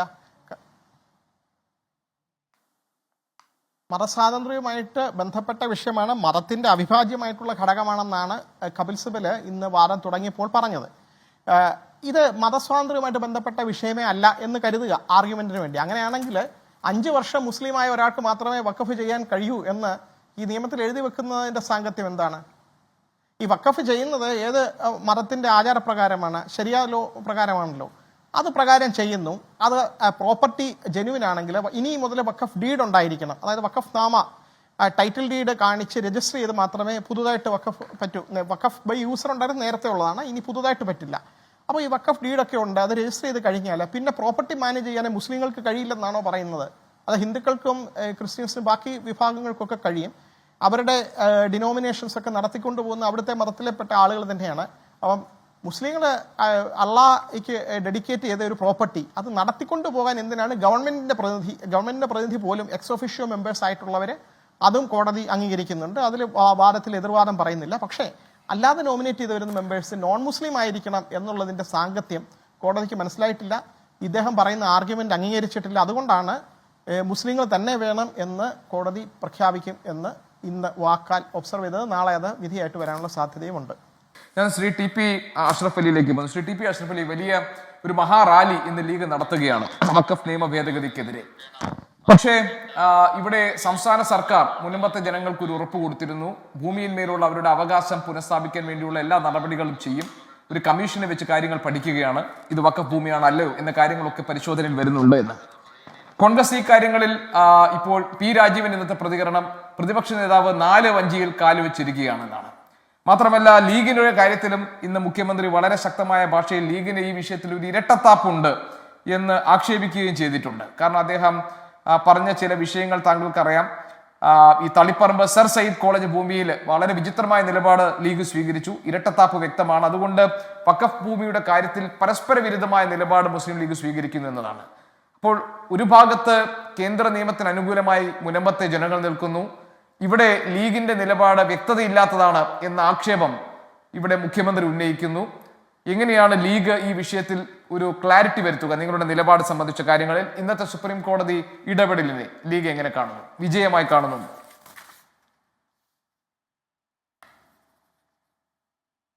ഇന്നത്തെ സുപ്രീം കോടതിയുടെ ഇടപെടൽ ഇന്ത്യയിലെ ന്യൂനപക്ഷ വിഭാഗത്തിന് ഇന്ത്യയിലെ മതേതരത്വവും ജനാധിപത്യവും നിലനിൽക്കണമെന്ന് ആഗ്രഹിക്കുന്ന എല്ലാവർക്കും വലിയ പ്രതീക്ഷ നൽകുന്ന ഒന്നാണ്. രാജ്യത്തിൻ്റെ ഭരണഘടനയുടെ ഏറ്റവും പ്രധാനപ്പെട്ട ഒരു സ്വഭാവമായിട്ടുള്ള സെക്യുലറിസത്തെ പ്രൊട്ടക്റ്റ് ചെയ്യുന്ന വിധത്തിലുള്ള അതിശക്തമായ ഇടപെടലാണ് CJI സഞ്ജീവ് ഖന്നയുടെ നേതൃത്വത്തിലുള്ള ഇന്നത്തെ സുപ്രീം കോടതിയുടെ ആർഗ്യുമെൻറ്റ് കാണുന്ന അല്ലെങ്കിൽ അത് മീഡിയ റിപ്പോർട്ട് ചെയ്ത് കണ്ട ഏതൊരാൾക്കും മനസ്സിലാവുക. ഇവിടെ നേരത്തെ അഡ്വക്കേറ്റ് പ്രശാന്ത് വളരെ വ്യക്തമായി തന്നെ കാര്യങ്ങൾ സൂചിപ്പിച്ചു. അതുതന്നെയാണ് ഇന്ന് ഇന്ത്യയുടെ സുപ്രീം കോടതിയിൽ നടന്നിട്ടുള്ളത്. 15 മണിക്കൂറിലധികം എടുത്തുകൊണ്ട് പലരുടെയും വായ മൂടിക്കെട്ടി JPCയിൽ നൽകിയ പല നിർദ്ദേശങ്ങളും കുപ്പത്തൊട്ടിയിലേക്ക് കീറിയെറിഞ്ഞ് ഈ ഇന്ത്യയിലെ BJP ഗവൺമെൻറ് കൊണ്ടുവന്ന വഖഫ് ബില്ലിനെ പിന്നീട് അത് ആക്റ്റായി മാറിയതിനെ 2 മണിക്കൂർ കൊണ്ട് ഇന്ത്യയിലെ സുപ്രീം കോടതിയിൽ നഖശിഖാന്തം വിമർശിക്കുന്ന അതിശക്തമായ വിമർശനങ്ങൾ ഉന്നയിച്ചുകൊണ്ട് അറ്റോർണി ജനറലിന് മറുപടിയില്ലാത്ത ഒരു കാഴ്ചയാണ് ഇന്ന് കണ്ടത്. അവസാനം ഒരുപക്ഷെ ഇന്ന് തന്നെ ഇടക്കാല വിധി വരുമായിരുന്നൊരു സാഹചര്യത്തിൽ ബഹളം വെച്ചുകൊണ്ട് ഞങ്ങൾക്ക് ഇനിയും കാര്യങ്ങൾ പറയാനുണ്ടെന്ന് പറഞ്ഞുകൊണ്ട് തുഷാർ മേത്ത കാണിച്ച ചില കൊപ്രായങ്ങൾക്ക് വഴങ്ങിക്കൊടുക്കുകയായിരുന്നു സുപ്രീം കോടതി എന്ന് തന്നെ പറഞ്ഞാൽ അത് അധിക പറ്റാവില്ല.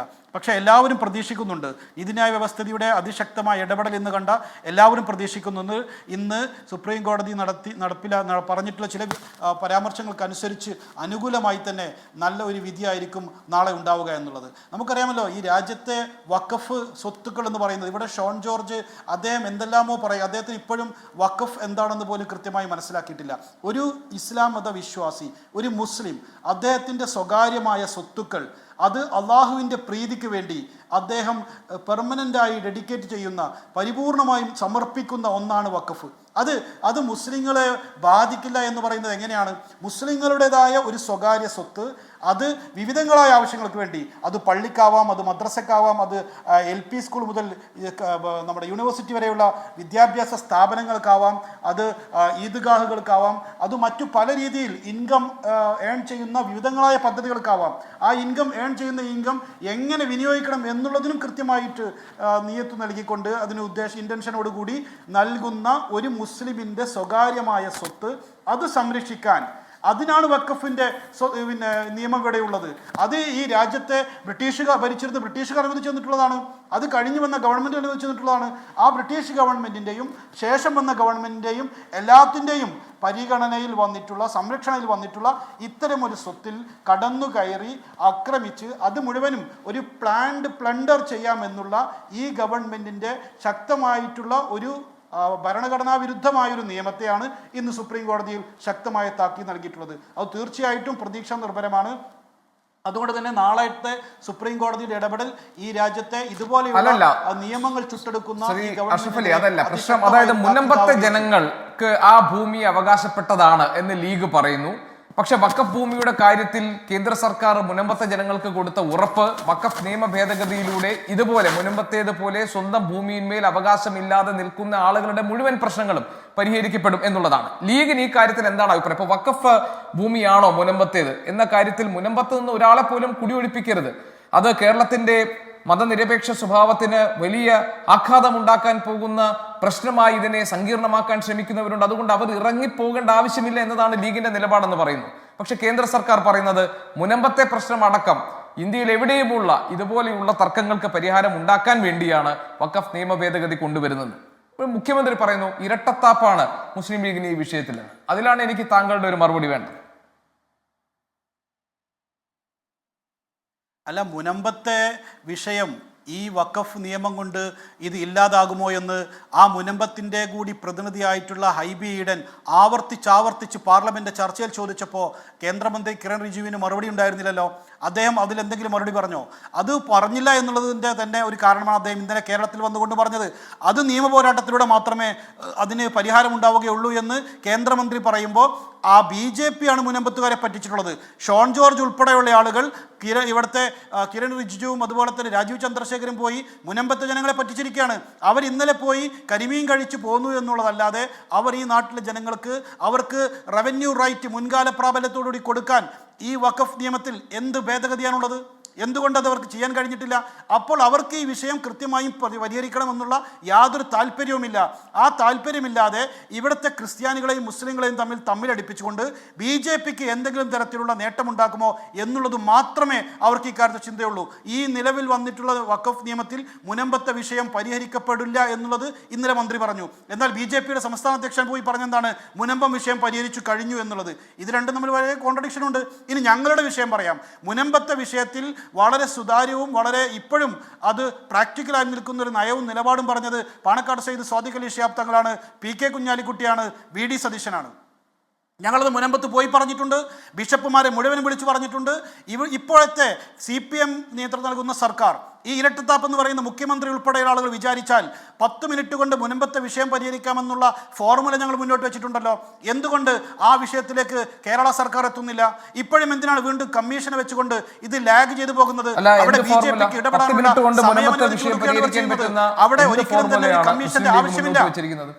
അല്ലല്ല 10 മിനിറ്റ് കൊണ്ട് മുനമ്പത്തെ പ്രശ്നം പരിഹരിക്കാൻ പറ്റുന്ന എന്ത് ഫോർമുലയാണ് മുസ്ലിം ലീഗിന്റെ കയ്യിലുള്ളത്? മുസ്ലിം ലീഗിന്റെ കയ്യിലുള്ളത് ആ ഭൂമി വഖഫ് ഭൂമി അല്ല എന്ന് അത് ഇഷ്ടദാനമായി ലഭിച്ചിട്ടുള്ള ഫറൂഖ് കോളേജ് പറയുന്നുണ്ട്. ആ പറയുന്ന വാദവും ട്രibunalലുള്ള വാദവും ഉൾപ്പെടെ കേട്ട് കഴിഞ്ഞാൽ കേരള വഖഫ് ബോർഡിന് അത് വഖഫ് ഭൂമിയല്ല, ഇഷ്ടദാനമായി ലഭിച്ചിട്ടുള്ള ഭൂമിയാണ്.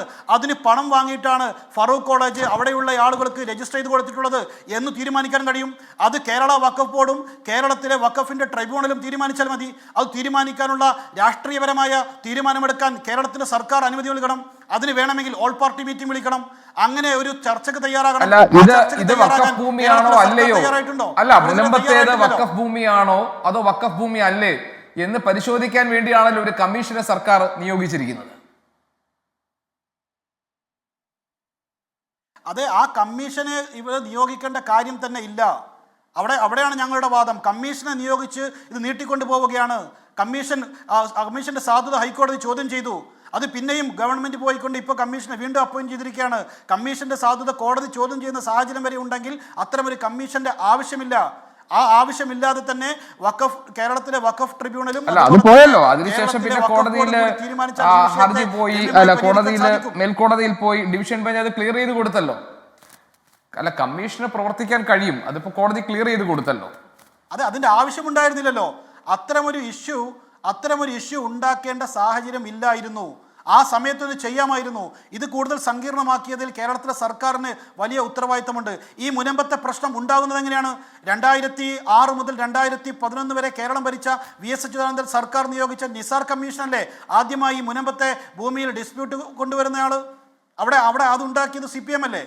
അത് കഴിഞ്ഞ് നിസാർ കമ്മീഷൻ ആ വിഷയം പഠിച്ചു എന്നേ ഉള്ളൂ. മുനമ്പത്തെ വിഷയം നിസാർ കമ്മീഷൻ ആ വിഷയം പഠിച്ചതാണ്. അതിനു മുൻപ് മുനമ്പത്തേതുമായി ഈ ഫറൂഖ് കോളേജിലെ പ്രശ്നങ്ങളുമായി ബന്ധപ്പെട്ട പ്രശ്നങ്ങൾ നിലനിന്നിരുന്നു. കോടതിയിൽ ഇടപെടൽ ഉണ്ടായിട്ടുണ്ട്, കോടതി വിധികൾ ഉണ്ടായിട്ടുണ്ട്. അതുകൊണ്ട് അത് പെട്ടെന്ന് പൊട്ടിപ്പൊളിച്ച ഒരു പ്രശ്നം എന്ന നിലയിൽ നമുക്ക് അതിനെ കാണാൻ കഴിയും. ശരി, ഞാൻ അഷ്റഫ് അലി, ഞാൻ താങ്കളിലേക്ക് വരാം. ഞാൻ അഡ്വക്കേറ്റ് റോയ് കുരിശിങ്കലിലേക്ക് ഒന്ന് പോട്ടെ. അദ്ദേഹത്തിന് ഇതുവരെ എനിക്ക് കണക്ട് ചെയ്തിട്ടില്ല. അഡ്വക്കേറ്റ് റോയ് കുരിശിങ്കൽ താങ്കൾക്ക് കേൾക്കാൻ കഴിയുന്നുണ്ട്? ഒറ്റ മിനിറ്റ്, ഞാൻ വരാം. ഞാൻ താങ്കൾക്ക് മറുപടി പറയാൻ സമയം തരാം. ഉറപ്പായി ഞാൻ സമയം തരാം. അതിലൊന്നും ആരും ഇടപെട്ടിട്ടില്ല. അവിടെയാണ് മനസ്സിലാക്കേണ്ട കാര്യം. അതെ, ഞാൻ അഷ്റഫ് അലി, ഞാൻ താങ്കൾക്ക് അതിന് സമയം തരാം. അഡ്വക്കേറ്റ് റോയ് കുരിശിങ്കലിലേക്ക് ഞാനൊന്ന് പോയ ശേഷം വരാം. ഞാൻ ശ്രീ ഷോൺ ജോർജ് കൈ ഉയർത്തിയതും കാണുന്നുണ്ട്, താങ്കളിലേക്ക് വരാം. അഡ്വക്കേറ്റ് റോയ് കുരിശിങ്കൽ, ഞാൻ 2 തവണയായി താങ്കളോട് ഒരേ ചോദ്യം ആവർത്തിക്കുകയായിരുന്നു. പക്ഷേ നിർഭാഗ്യവശാൽ സാങ്കേതിക തടസ്സം കാരണമാണ് താങ്കൾക്ക് കേൾക്കാൻ കഴിയാതെ പോയത്. ഞാൻ വീണ്ടും ഒരിക്കൽ കൂടി ആ ചോദ്യം ആവർത്തിക്കുകയാണ്. കേന്ദ്ര ന്യൂനപക്ഷ കാര്യമന്ത്രി കിരൺ റിജിജു പാർലമെന്റിൽ പറഞ്ഞത് ഈ നിയമ ഭേദഗതി, വഖഫ് നിയമ ഭേദഗതിയോടുകൂടി മുനമ്പത്തേതടക്കമുള്ള പ്രശ്നങ്ങൾക്ക് പരിഹാരം കാണാൻ കഴിയും എന്നാണ്. അദ്ദേഹം കഴിഞ്ഞ ദിവസം ഇന്നലെ മുനമ്പത്ത് വന്നപ്പോൾ അദ്ദേഹം പറഞ്ഞത് ഈ നിയമ ഭേദഗതി തന്നെ കൊണ്ടുവന്നത് മുനമ്പത്തേക്കാരെ കൂടി മനസ്സിൽ വെച്ചിട്ടാണെന്നാണ്. പക്ഷേ ഒരു കാര്യം കൂടി പറഞ്ഞു, നീതി ലഭിക്കും വരെ മുനമ്പത്തുകാർ നിയമ പോരാട്ടം തുടരേണ്ടി വരും എന്നാണ്. മുഖ്യമന്ത്രി ഇന്ന് പ്രതികരിച്ചത് BJP കേരളത്തിൽ ശ്രമിക്കുന്നത് കലക്കവെള്ളത്തിൽ മീൻ പിടിക്കാനാണ് എന്നായിരുന്നു അദ്ദേഹത്തിന്റെ ആക്ഷേപം. ഈ ആക്ഷേപം ശരിവെക്കുന്നതാണോ BJPയുടെ ഇടപെടൽ?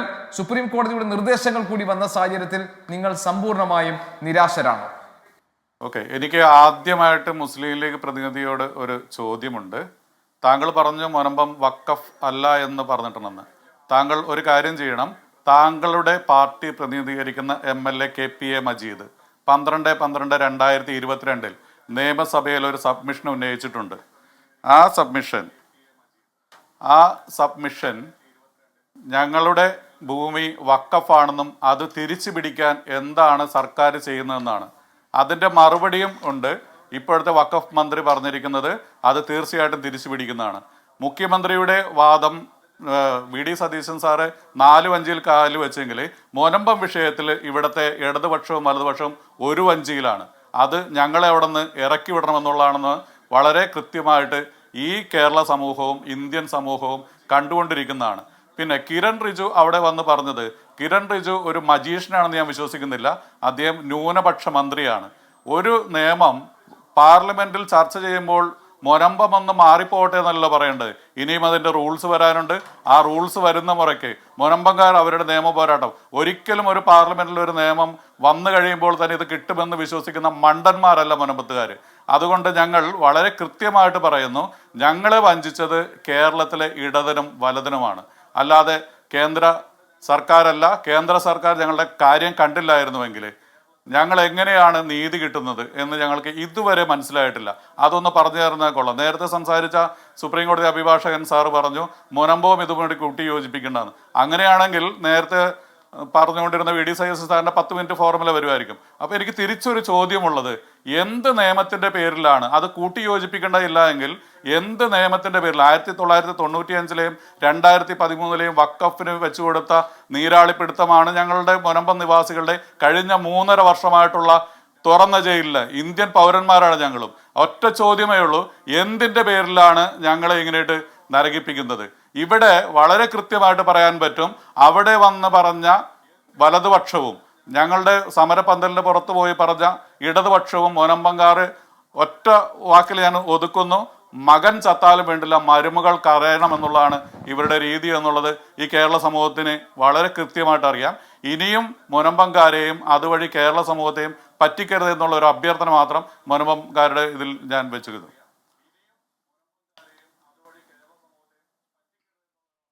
അല്ല, അപ്പൊ ഈ പ്രശ്നം ഇപ്പോൾ ഈ നിയമ ഭേദഗതിയിലൂടെ പരിഹരിക്കും എന്ന പ്രതീക്ഷയാണ് മുനമ്പത്തുകാർക്കുള്ളത്. അതെ, നിങ്ങൾ പിന്നെ സർക്കാർ പറയുന്നത് നിങ്ങൾ വിശ്വസിക്കുന്നില്ല, UDF പറയുന്നത് നിങ്ങൾ വിശ്വസിക്കുന്നില്ല. നിങ്ങളുടെ മുഴുവൻ പ്രതീക്ഷയും കേന്ദ്ര സർക്കാരിന്റെ ഈ വഖഫ് നിയമ ഭേദഗതിയിലാണ്, അല്ലേ? ഞങ്ങൾ കഴിഞ്ഞ 3.5 വർഷമായി നിയമ പോരാട്ടത്തിലാണല്ലോ. ഞങ്ങൾ കഴിഞ്ഞ 3.5 വർഷമായി നിയമ പോരാട്ടത്തിലാണ്. ആ നിയമ പോരാട്ടത്തിന് ഒരു ഇതും കിട്ടിയല്ല. എന്ന് നേരത്തെ തന്നെ പറഞ്ഞു, കിരൺ റിജു എന്ന് പറയുന്ന ന്യൂനപക്ഷ മന്ത്രിയാണ് ബില്ല് അവതരിപ്പിച്ചപ്പോൾ മുനമ്പം കൂടി മനസ്സിലുണ്ടായിരുന്നു. ഒരിക്കലും ഒരു റെട്രോസ്പെക്റ്റീവ് എഫക്റ്റിൽ നിയമം വരില്ല എന്ന് പറഞ്ഞു. പക്ഷേ സെക്ഷൻ 2A ഞങ്ങൾ വിശ്വസിക്കുന്നുണ്ട്. അതിൻ്റെ റൂൾസ് വരുന്ന മുറയ്ക്ക് നിയമ പോരാട്ടം തുടരുക തന്നെ ചെയ്യും. ഞങ്ങളുടെ മുദ്രാവാക്യം സമരം തുടങ്ങിയപ്പോഴും നിയമ പോരാട്ടം തുടങ്ങിയപ്പോഴും റവന്യൂ അവകാശങ്ങൾ തിരിച്ചു കിട്ടുന്നവരെ, റവന്യൂ അവകാശങ്ങൾ തിരിച്ചു കിട്ടേണ്ടത് ഇവിടെ പാർലമെന്റിൽ പാസ്സാക്കിയ നിയമങ്ങൾ കോടതി നിയമ പോരാട്ടത്തിലൂടെ തന്നെയാണെന്ന് വിശ്വസിക്കുന്ന ജനാധിപത്യവാദികളാണ് മുനമ്പത്തുള്ളതെന്നോട് വിനീതമായിട്ട് ഞാൻ ഓർമ്മിപ്പിക്കുന്നു. ഞങ്ങളുടെ അവിടെയുള്ള മുനമ്പംകാരെ പ്രതികരിച്ച് ഇന്നലെ അവിടെയുള്ള ആളുകൾ സംസാരിച്ചു നിന്നു. ഞങ്ങളെല്ലാവരും ജീവിക്കുന്നത് 2025-ലാണ്, അല്ലാതെ 1947 മുമ്പല്ല എന്നുകൂടി ഓർമ്മിപ്പിക്കുന്നു. ശരി, അഡ്വക്കേറ്റ് പ്രശാന്ത് പത്മനാഭൻ, ഇപ്പോൾ മുനമ്പത്തെ പ്രശ്നം പരിഹരിക്കുന്ന കാര്യത്തിൽ കേന്ദ്ര ന്യൂനപക്ഷകാര്യ മന്ത്രി കഴിഞ്ഞ ദിവസം പറഞ്ഞത് നീതി ലഭിക്കും വരെ മുനമ്പത്തുകാർ നിയമ പോരാട്ടം തുടരേണ്ടി വരുമെന്നാണ്. അവരുടെ മുന്നിൽ അല്ലെങ്കിൽ കോടതിയുടെ മുന്നിലേക്ക് എത്താൻ പോകുന്ന ഒരു വിഷയം ഈ പുതിയ വഖഫ് ഭേദഗതി നിയമത്തിന് മുനമ്പം വിഷയത്തിൽ അനുകൂലമായ അതിന് ചേർന്ന് നിൽക്കുന്ന ഒരു മുൻകാല പ്രാബല്യം ഈ വിഷയത്തിന് ലഭിക്കുമോ എന്നതാണല്ലോ. അത് നിശ്ചയിക്കാൻ സമയമായോ? കോടതി ഇപ്പോൾ ഈ നിർദ്ദേശങ്ങളിലൊക്കെ ഇടപെടൽ നടത്തുകയും ഇതുമായി ബന്ധപ്പെട്ട കൂടുതൽ ആലോചനകളിലേക്കും തർക്കത്തിലേക്കും ഒക്കെ പോവുകയാണെങ്കിൽ അത് മുനമ്പം പ്രശ്നത്തിന് പരിഹാരം കണ്ടെത്തുന്നതിനും കാലതാമസം ഉണ്ടാക്കില്ലേ? ഈ നിയമം കൊണ്ട് മുനമ്പത്തുകാർക്ക് എന്ത് പ്രയോജനമാണ് ഉണ്ടാകാൻ സാധ്യതയുള്ളത്? മുനമ്പത്തെ നിവാസികളോട് എനിക്ക് പൂർണ്ണമായ എമ്പതി വെച്ചുകൊണ്ട് ഞാനൊരു കാര്യം വിശദീകരിക്കാൻ ശ്രമിക്കാം. ഒരു മിനിറ്റ്.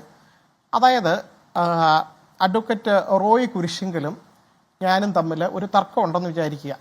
കോടതിയിൽ പോയത് സുപ്രീം കോടതിയിൽ വരെ വന്ന് കേസ് തീരുമാനിക്കുന്നു. അഡ്വക്കേറ്റ് റോയ് കുരിശിങ്കലിന് ഫേവറബിളായിട്ട് ഓർഡർ കിട്ടുന്നു. കോടതി വിധി വന്നു കഴിഞ്ഞു. പാർലമെൻറ്റിന് നാളെ ഒരു നിയമം കൊണ്ടുവന്നിട്ട് ഈ ഒരു പ്രോപ്പർട്ടി ഡിസ്പ്യൂട്ടിൽ പ്രശാന്ത് പത്മനാഭൻ ജയിച്ചിരിക്കുന്നു എന്നൊരു നിയമം കൊണ്ടുവരാൻ കഴിയില്ല. ഒരു കോടതിയിലൂടെ തീർപ്പായ വിഷയം, ഞങ്ങൾ തമ്മിലുള്ള ഒരു തർക്കം, രണ്ട് വ്യക്തികൾ തമ്മിലുള്ള ഒരു തർക്കം കോടതി തീരുമാനിച്ചു കഴിഞ്ഞാൽ അത് അന്തിമമാണ്. പാർലമെൻറ്റിന് എന്താണ് ചെയ്യാൻ പറ്റുന്നത്? പാർലമെൻറ്റിന് ഈ വിധി വന്നതിൻ്റെ ബേസിസ്, അതിൻ്റെ ലീഗൽ ബേസിസ് ചേഞ്ച് ചെയ്യാം, പുതിയ നിയമം ഉണ്ടാക്കാം. ഉദാഹരണത്തിന് ഞങ്ങൾ തമ്മിലുള്ള തർക്കം അഡ്വേഴ്സ് പൊസഷനാണെന്ന് വിചാരിക്കുക. കൈവശം ഒരാൾ തുടർച്ചയായിട്ട് ഒരു വഴി നടക്കുന്ന അവകാശം, അങ്ങനെ എന്തെങ്കിലും, അത് അഡ്വേഴ്സ് പൊസഷൻ എന്ന് പറയും. പാർലമെന്റ് ഒരു നിയമം കൊണ്ടുവന്നിട്ട് അഡ്വേഴ്സ് പൊസഷൻ ഇല്ലാതാക്കുന്നു എന്ന് കൊണ്ടുവരികയാണ്. അത് മുൻകാല പ്രാബല്യത്തോടു കൂടി വേണമെങ്കിലും കൊണ്ടുവരാം. ആ നിയമം സാധുവാണെന്ന് കോടതി കണ്ടെത്തിയാൽ അതിൽ ജയിച്ച ആൾ ചിലപ്പോൾ തോറ്റുപോകുന്ന ഒരു സ്ഥിതി വന്നേക്കാം. ആ രീതിയിലല്ലാതെ ഈ മുനമ്പത്ത് ഒരു പ്രശ്നത്തിന് പരിഹാരം ഒരു നിയമത്തിലൂടെ ഒറ്റയടിക്ക് ഉണ്ടാക്കാൻ കഴിയില്ലെന്നാണ് ഞാൻ ഉദ്ദേശിച്ചത്. ഇന്ന് അദ്ദേഹം ഇപ്പോൾ അഡ്വക്കേറ്റ് റോയ് കുരിശിങ്കിൽ ഇവിടെ ചൂണ്ടിക്കാണിച്ച ആ സെക്ഷൻ 2A ഉണ്ടല്ലോ, അമെൻമെന്റിനകത്ത് സെക്ഷൻ 2A എന്ന് പറഞ്ഞ് കൊണ്ടുവന്നത് ഒറിജിനൽ ആക്ടിലെ സെക്ഷൻ 2 സെക്കൻഡ് പ്രൊവൈസോ ആയിട്ടാണ് കൊണ്ടുവന്നിരിക്കുന്നത്. അതിൽ ട്രസ്റ്റ് ആയിട്ടൊക്കെ ക്രിയേറ്റ് ചെയ്യുന്നത് അത് ഈ വഖഫ് നിയമത്തിന്റെ പരിധിയിൽ വരില്ല എന്നാണ് പറയുന്നത്. അതിനെപ്പറ്റി ചീഫ് ജസ്റ്റിസ് ഇന്ന് ചോദിച്ചു. സുപ്രീം കോടതിയിൽ വാദം കേട്ടപ്പോൾ ചോദിച്ചത്, എങ്ങനെയാണ് കോടതി വിധികളെ നിങ്ങൾ ഇങ്ങനെ അപ്രസക്തമാക്കി കളയുന്നത്? കോടതി വിധികളെ അപ്രസക്തമാക്കാം. Notwithstanding anything contained in any judgment എന്നാണ് പറയുന്നത് അതിനകത്ത്. അതായത് കോടതി വിധികളിൽ എന്ത് തന്നെ പറഞ്ഞാലും ഇനി മുതൽ ഇങ്ങനെയാണ്. അതിൽ ചോദിച്ചത്, ഇതിപ്പോൾ റിപ്പോർട്ട് ചെയ്ത് വന്നിട്ടുണ്ട്, legislature cannot declare any judgment or decree of a court as void. You can remove the basis of law but you cannot declare any judgment or declare as not binding എന്ന് chief justice ഇന്ന് ഓറലായിട്ട് പറഞ്ഞു. അപ്പോൾ ഇതിൽ മനസ്സിലാക്കുന്നത് എന്താണ്? 1975 കേരള ഹൈക്കോടതിയുടെ ഒരു വിധി ഉണ്ടെങ്കിൽ ആ വിധി അതിലെ പാർട്ടികളെ സംബന്ധിച്ച് ഫൈനലാണ്. ആ വിധി പുനഃപരിശോധിക്കപ്പെടാതെ അല്ലെങ്കിൽ അത് സുപ്രീം കോടതി വീണ്ടും തെറ്റാണെന്ന് പറയാതെ അതിൻ്റെ ലീഗൽ ബേസിസ് പോകാതെ ഒരു നിയമം മുഖാന്തരം അത് ഇല്ലാതാക്കാൻ കഴിയുന്നില്ല. അതാണ് ഇന്ന് കോടതിയിൽ വീണ്ടും, ഇത് മുനമ്പം ഇഷ്യൂ അല്ല വന്നത്, ഞാൻ പറഞ്ഞ ജനറൽ ആയിട്ടുള്ള പ്രിൻസിപ്പിളാണ്. അപ്പോൾ ഈ ഒരു കാര്യം അദ്ദേഹത്തിന് അറിയാം, അദ്ദേഹം അഭിഭാഷകനാണ്. അപ്പം ഇവരോടുള്ള എല്ലാ നമ്മുടെ എമ്പതിയും വെച്ചുകൊണ്ട് പറയുകയാണ്, ഇതിനകത്ത് മുസ്ലിം ലീഗിനെ കുറ്റപ്പെടുത്തുന്നതിൽ അർത്ഥമില്ല. കാരണം അവരൊരു നിയമ പോരാട്ടത്തിലാണ്. ഈ നിയമ മുഖാന്തരം പാർലമെന്റ് ഇവരെ പ്രതിസ്ഥാനത്ത് നിർത്തിക്കൊണ്ട് ഇങ്ങനെയാണ് നടക്കുന്നത്, എല്ലായിടത്തും നടക്കുന്നതെന്ന് കാണിച്ച് ഇവിടെ വന്ന് ഒരു അന്തരീക്ഷം സൃഷ്ടിക്കാൻ ശ്രമിക്കുന്നു, കമ്മ്യൂണൽ ഡിവൈഡ് ഉണ്ടാക്കാൻ ശ്രമിക്കുമ്പോൾ ഇത് അതിന് ഒരു ചെറിയ പ്രശ്നം ഉണ്ടെങ്കിൽ അത് പരിഹരിക്കാനായിട്ട് കംപ്ലീറ്റ് ആയിട്ട് ആ നിയമം തന്നെ മാറ്റിക്കളയുക എന്നുള്ളതല്ല അതിൻ്റെ സൊല്യൂഷൻ എന്നാണ് ഇന്ന് വാദിച്ചത്. ചീഫ് ജസ്റ്റിസ് തന്നെ ഒരു അഭിഷേക് സിംഗ്വിയുടെ അടുത്ത് ഒരു ചോദ്യം ചോദിച്ചിരുന്നു. ഡൽഹി ഹൈക്കോടതി ഇരിക്കുന്ന സ്ഥലം വഖഫാണ് എന്ന് പറഞ്ഞ് കേട്ടിട്ടുണ്ട്. അങ്ങനെ അപ്പോൾ അതിന് വാദത്തിന് മറുപടിയായിട്ട് പറഞ്ഞത് ഒരു മിസ്യൂസ് ഉണ്ടെങ്കിൽ ആ മിസ്യൂസിനുള്ള മറുപടി എന്ന് പറയുന്നത് ഭരണഘടനാ വിരുദ്ധമായിട്ടുള്ള നിയമം കൊണ്ടുവരിക എന്നുള്ളതല്ല. എവിടെയെങ്കിലും ഇത് മിസ്യൂസ് ചെയ്യപ്പെട്ടിരിക്കാം, ഏത് നിയമവും മിസ്യൂസ് ചെയ്യപ്പെടാം. അപ്പോൾ അതാണ് പറഞ്ഞത്. അതുകൊണ്ട് വഖഫിൻ്റെ പ്രശ്നം, മുനമ്പത്തെ പ്രശ്നം പരിഹരിക്കപ്പെടേണ്ടതാണ്. അത് പഴയ നിയമത്തിൻ്റെ ബേസിസ് ആയാലും പുതിയ നിയമത്തിൻ്റെ ബേസിസിലായാലും അല്ല, അതിനകത്തെ കക്ഷികൾ ഒരുമിച്ചിരുന്ന് സമവായത്തിലൂടെയാണെങ്കിലും കോടതിക്ക് വെളിയിലൂടെയാണെങ്കിലും ഏതെങ്കിലും രീതിയിൽ അത് പരിഹരിക്കപ്പെടേണ്ടത് എല്ലാവരുടെയും ആവശ്യമാണ്. അതൊരു സമവായത്തിലൂടെ പരിഹരിക്കപ്പെടേണ്ടതാണ്. ഇതൊരു ഇഷ്യൂ ആയിട്ട് മാറിയിട്ട് ഇതിന് പുതിയ നിയമം മാത്രമേ ഉള്ളൂ അതിന് രക്ഷ എന്നുള്ള രീതിയിൽ കൊണ്ടുവരുന്നതിനോടും എനിക്ക് യോജിപ്പില്ല. ഏത് രീതിയിലായാലും ആ പ്രശ്നം പരിഹരിക്കപ്പെടേണ്ടതാണ്. അത്രയുമേ പറയാനുള്ളൂ ആ വിഷയത്തിൽ. ശരി, നമ്മളോടൊപ്പം ശ്രീ റിജി ലൂക്കോസ് ചേരുന്നു. ശ്രീ റിജി ലൂക്കോസ്, ഇന്നിപ്പോൾ സുപ്രീം കോടതിയുടെ ഇടപെടലൊക്കെ ഉണ്ടായ ശേഷം മുഖ്യമന്ത്രി ഇന്ന് വാർത്താ സമ്മേളനത്തിൽ മുനമ്പം വിഷയം വഖഫ് പ്രശ്നങ്ങൾ കുറിച്ച് ചോദിച്ചപ്പോൾ മുഖ്യമന്ത്രി പറഞ്ഞത് ലീഗിന് ഇരട്ടത്താപ്പാണ്, UDF-ന് വ്യക്തതയുള്ള നിലപാടില്ല, മാത്രമല്ല BJP ഈ കുളം കലക്കി മീൻ പിടിക്കാനുള്ള ശ്രമങ്ങൾ നടത്തുന്നു എന്നൊക്കെയാണ്. ഇന്ന് മുസ്ലിം ലീഗിന്റെ ഒരു മഹാറാലി വഖഫ് നിയമ ഭേദഗതിക്കെതിരെ കോഴിക്കോട് കടപ്പുറത്ത് നടക്കുകയുണ്ടായി. അവിടെ സാദിഖ് അലി ശിഹാബ് തങ്ങൾ സംസാരിച്ചപ്പോൾ പറഞ്ഞത് ഒരു പെനാൾട്ടി ഷൂട്ടൌട്ടിലേക്ക് കൊണ്ടുപോയി രാഷ്ട്രീയ നേട്ടം ഉണ്ടാക്കാൻ വേണ്ടി ബോധപൂർവം കേന്ദ്ര സംസ്ഥാന സർക്കാരുകൾ ശ്രമിക്കുന്നു. ഈ വഖഫ് പ്രശ്നവും മുനമ്പം വിഷയവും എടുത്തു വെച്ചിട്ട് ഇത് പെട്ടെന്ന് പരിഹരിക്കാൻ പറ്റുന്ന ഒരു പ്രശ്നമായിരുന്നു. ആ പ്രശ്നത്തെ സങ്കീർണമാക്കുക, അതിനെ നീട്ടിക്കൊണ്ടു പോവുക, അതിന്റെ പേരിൽ ആശയക്കുഴപ്പം ഉണ്ടാക്കുക, അത് മുന്നിൽ വെച്ചുകൊണ്ട് രാഷ്ട്രീയ ലാഭം ഉണ്ടാക്കാൻ ശ്രമിക്കുക. ലീഗിന് ഇക്കാര്യത്തിൽ ഒറ്റ അഭിപ്രായമേ ഉള്ളൂവെന്നും അത് മുനമ്പത്തുകാരുടെ ഭൂമി അവരെ അവിടെ നിന്ന് ഇറക്കി വിടരുതെന്നാണെന്നും ഏത് പാതിരാത്രിക്ക് വിളിച്ചാലും ലീഗ് ഒരു ചർച്ചയ്ക്ക് തയ്യാറാണ് എന്നുമാണ് സാദിഖ് അലി തങ്ങൾ പറഞ്ഞത്. പിന്നെ എന്തുകൊണ്ടാണ് സംസ്ഥാന സർക്കാർ ലീഗിനെയും പ്രതിപക്ഷ നേതാവിനെയും ഒക്കെ ഈ വിഷയത്തിൽ കുറ്റപ്പെടുത്തുന്നത്? എന്തുകൊണ്ടാണ് ലീഗിന്റെ ഈ വിഷയത്തിലെ സമീപനത്തെ സ്വാഗതം ചെയ്യാൻ തയ്യാറാകാത്തത്? എന്തുകൊണ്ടാണ് ഇരട്ടത്താപ്പാണ് എന്ന് ആക്ഷേപിക്കുന്നത്? അല്ല, അതിന് ഗോപികൃഷ്ണ രണ്ട് കാരണങ്ങളുണ്ട്. ഒന്ന്, ഈ നിയമം ഈ രാജ്യത്ത് കൊണ്ടുവന്നത് ആരാണ്? കോൺഗ്രസ് ഉൾപ്പെടുന്ന മുന്നണികളാണ്. ഒന്ന് ജവഹർലാൽ നെഹ്റുവിന്റെ കാലത്തും രണ്ടാമത് നരസിംഹറാവുവിന്റെ കാലത്ത് 1995-ലും പിന്നെ മൻമോഹൻ സിംഗിന്റെ കാലത്ത് 2013-ലും. അന്ന് 2013 ഈ നിയമം പാസ്സാക്കുമ്പോൾ LK അദ്വാനി, സുഷമ സ്വരാജ്, ജെയ്റ്റ്ലിയെ പോലെയുള്ള പ്രഗത്ഭരായിട്ടുള്ള BJP-യുടെ MP-മാർ ഉൾപ്പെടെ കൈയടിച്ച് പിന്നെ സമ്മതം മൂളിയാണ് ഈ നിയമത്തിന്റെ ഭേദഗതികളെല്ലാം പാസ്സാക്കിയത്. അപ്പോൾ അന്ന് കേരളത്തിലെ മുഖ്യമന്ത്രി ഇന്ന് പറഞ്ഞത് മുഴുവൻ കാര്യങ്ങളും ഇത് ആദ്യമായിട്ടല്ല പറയുന്നത്. ഇതിന് മുമ്പ് തന്നെ ഞങ്ങൾ ഈ കാര്യങ്ങൾ തുറന്നു കൊടുത്തിട്ടുണ്ട്.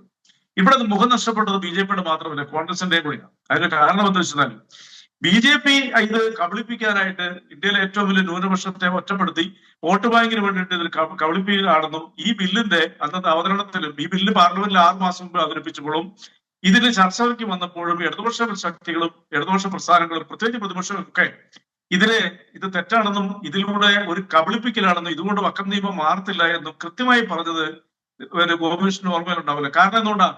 ഇതിനൊരു മുൻകാല പ്രാബല്യമില്ല. ഇത് പുതുതായിട്ട് ഒന്നും ഇതിനകത്തില്ല.